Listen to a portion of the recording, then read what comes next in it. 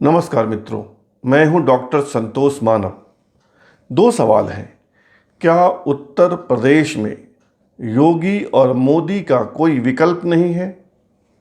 और दूसरा सवाल है, क्या विपक्षी दल तस्तरी में रखकर यूपी की सत्ता एक बार फिर बीजेपी को देने जा रहे हैं या दे देंगे? मैं ऐसा क्यों कह रहा हूं? मैं ऐसा इसलिए कह रहा हूं कि उत्तर प्रदेश के अपोजिशन, उत्तर प्रदेश में जो विपक्षी पार्टियां हैं, उनका रवैया ही ऐसा है। और मैं ऐसा इसलिए कह रहा हूं कि जो आंकड़े हैं वह भी कुछ ऐसी ही भाषा बोल रहे हैं। आइए इस बात को विस्तार से समझते हैं। 2019 के लोकसभा चुनाव में भारतीय जनता पार्टी को उत्तर प्रदेश में लगभग 46% मत मिले थे, 46%। उस समय बीएसपी और सपा मिलकर चुनाव लड़ी थी और दोनों को लगभग बराबर 22% मत मिले थे, 22% एंड 22%। उत्तर प्रदेश की सत्ता अगर चाहिए तो कम से कम 35% मत, 34 से 35% मत किसी पार्टी या गठबंधन को मिलना आवश्यक है। 2019 के लोकसभा के चुनाव में बीजेपी को 46% यानी 46% मत मिले थे। और अगर 10% मत भी घट जाता है यानी 46 से 36% हो जाता है, तब भी उत्तर प्रदेश की सत्ता बीजेपी के हाथ में रहेगी। लेकिन अगर 33 से 34% मत हो जाता है, तब सत्ता छिटक सकती है। और इसमें भी दो शर्तें हैं कि जो 12-13% मत बीजेपी के छिटकेंगे वह किसी एक पार्टी को जाना चाहिए। दूसरी बात, देखा यह गया है कि लोकसभा में जितना मत बीजेपी को मिलता है उससे 2 या 3% मत विधानसभा के चुनाव में कम मिलता है। पश्चिम बंगाल का उदाहरण सामने है। लोकसभा के चुनाव में बीजेपी को 40% मत मिले थे लगभग, और विधानसभा के हालिया चुनाव में 38% मत मिले, 38%, यानी 2% मतों की गिरावट रही। तो अगर पश्चिम बंगाल में 2% मत गिरे तो उत्तर प्रदेश में 12% गिर जाएंगे, ऐसी उम्मीद कैसे की जा सकती है? और अगर हम उम्मीद कर भी ले कि कोरोना के कारण लोग नाराज हैं, तब भी 12% मत गिरना कठिन है, नामुमकिन या असंभव नहीं तो कठिन है। और वह 12% मत किसी एक पार्टी को चले जाएंगे, यह भी कठिन है। तो क्या उत्तर प्रदेश की सत्ता एक बार फिर बीजेपी के हाथों में जाएगी? उत्तर प्रदेश में अब से 6 महीने बाद विधानसभा का चुनाव होना है, 2022 के प्रारंभ में। यह तो हुई आंकड़ों की बात। अब बात करते हैं कि वहाँ की पार्टियां क्या कर रही हैं। वहाँ की प्रमुख पार्टी है समाजवादी पार्टी, सपा, जिसके मुखिया हैं अखिलेश यादव। अखिलेश ट्विटर पर व्यस्त रहते हैं, ट्विटर खेलते हैं। जमीन पर काम कम दिखता है। एक और जहां बीजेपी संगठित हुई है, उनके बीच के झगड़े कम हुए हैं।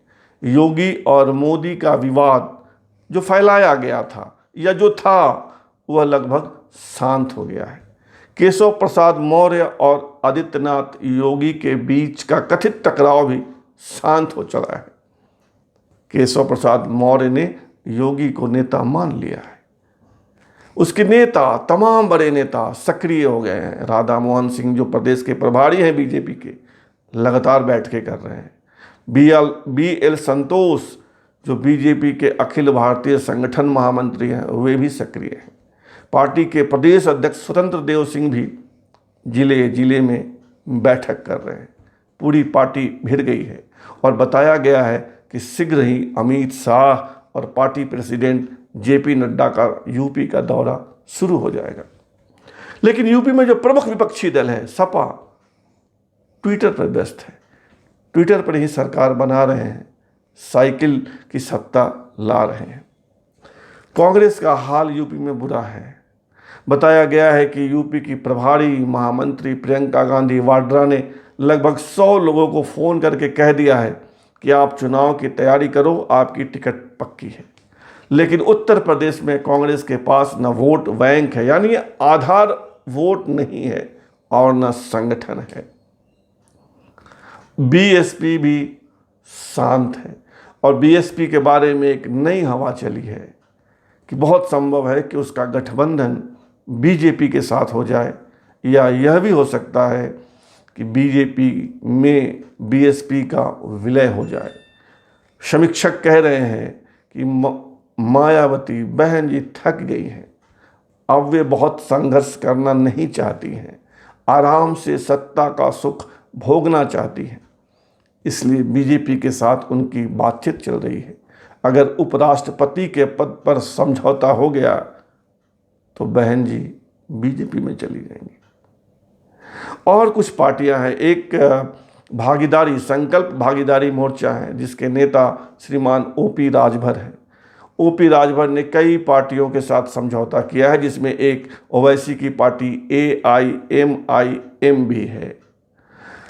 ओम प्रकाश राजभर कह रहे हैं कि हम सभी सीटों पर चुनाव लड़ेंगे, और उन्होंने फार्मूला दिया है कि एक साल एक जाति का मुख्यमंत्री होगा। एक साल मुस्लिम, एक साल राजभर, एक साल चौहान, एक साल कुशवाहा, एक साल पटेल, यानी जो विभिन्न जाति आधारित पार्टियां हैं उसके नेता को मौका दिया जाएगा और एक साल मुख्यमंत्री रहेंगे।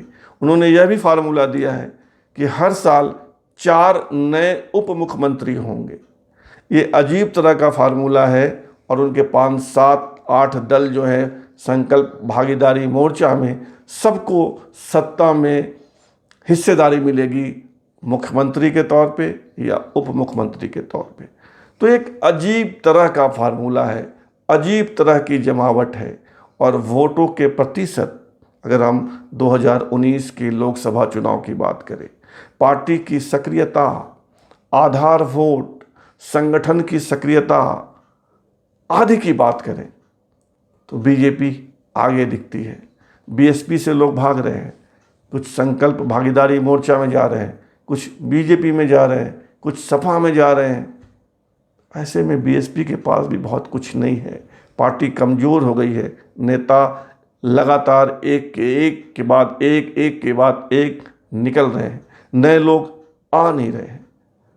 तो ऐसे हालात में उत्तर प्रदेश में अगर विपक्षी दल तस्तरी में रखकर सत्ता पुनः बीजेपी को सौंप दे तो आश्चर्य नहीं होना चाहिए। लेकिन यह राजनीति की दुनिया है, यहाँ हर पल कुछ न कुछ बदलता है।